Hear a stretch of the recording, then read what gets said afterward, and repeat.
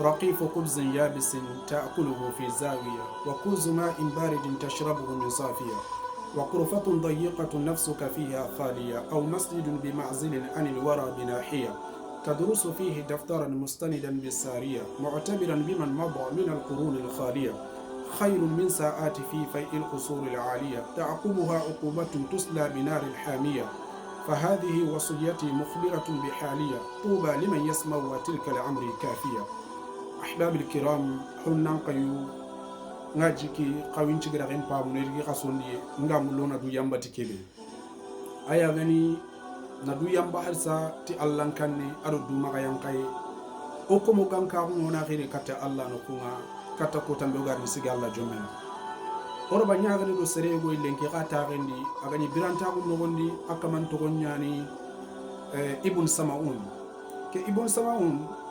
ado dagaran karangano yugunu da meni biranta ko tunka nyugu nyani nati kento gonda adudu dawla haben biranta gundi haben to gonyani izzu dawla ado mu'izzu dawla kuanyi akelli yankane haben do kisme igo ke ada kanu purina allah kannana qoru ini diga munterin kadi nyangulun terinka yala ini bane mi feti bane wa allah rakki allah kannana dema aga safi gannabe kun adaga nyangolle be kama isunya hibane allah magage munda ada allah dema ndema kama ko tadi adi tanganda nan khida tandaga tuwana ke khida dalli ibn samaun gar dimma be ketunga nyuga da kanwa nantido tuwana kendari imma ko wari kama hinade ini bare da bane wara kompe daga diga mebe kono duna dun kono na magamu ibn samaun garibani akusan takaru kompe ne karmatun kan gon kama ada kunyinde nyakam agara kunyinde nakam nan dunguta a hayndi katta haben gani tawunu no be biran tawundi ada manaka konada atikia nan kaman pinchaninga hakati su sero ganani biran tawundi gana yada nan pesere nan kimparandangi alla anari kun kamanul lagande kebe gabrenga kempalla hayndi kata lemmeke be gara khiri sasa na tuwana ke khiri nan talli tuwana ke sage nan payndi kata are meke ray nanti alla ra hakunya misali nyaayi yemmu ndangani yemmu be no gadangi hakane pour ina ga hay kana man ga gollini ga hande pour kana man ga gollini halle ka kulli yemmani kundangani nan takhayam pasi kana ko be no gadanga hakane tuwana ke nyaketa aga tunga nyugoke aga waju maga wu kompalle tunganyigo kegala tunantiga ni kebe jiki kembe tike kamanga kempalla ramane khada bari adi tanganda nan kiri atada ngani ata wardo ke tuwana battenga sasa anna kuyenkine gella gana duge kuyeke nke gaga kebe muramma mpaju nayin kollanya anna yin kollan kutonde kempalle agama duge kuyeke daga nanna tana kini korenga agama duge tana kini tagalle mu ka kendaraga ba akure ndaraga ba atakalle mun daraga ba harisan natu ayin kollo ko hajumai ahbabil kiram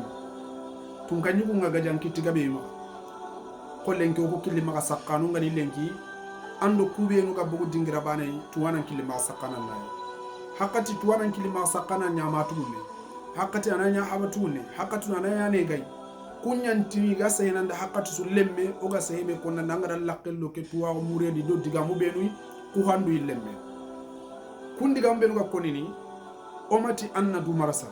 kayi ho gabe gado sonin kara kille ma saqqindi ga menyani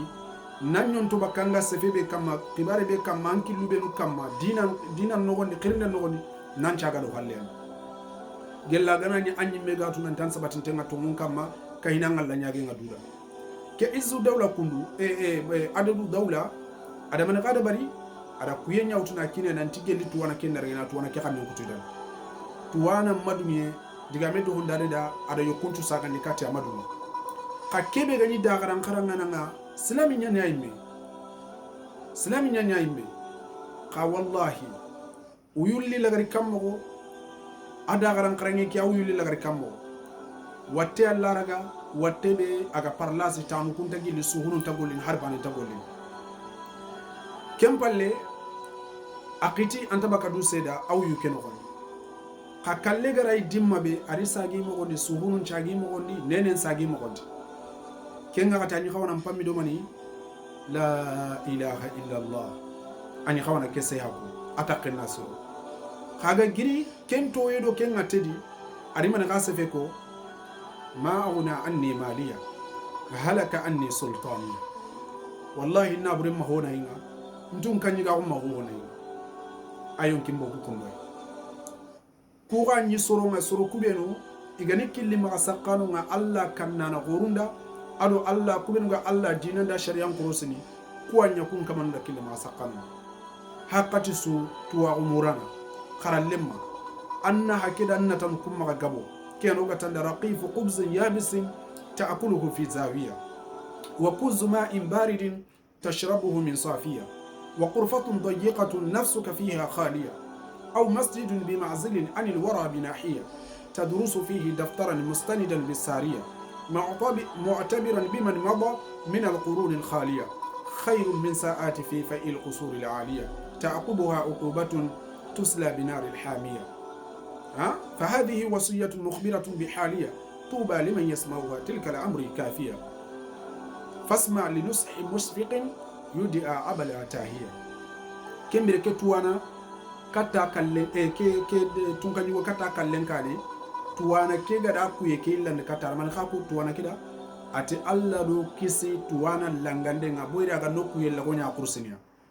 anda fam to ga na kursa ga no langa do nyor gana kembire khurna du sala handa tikay allan kanne du ma yankai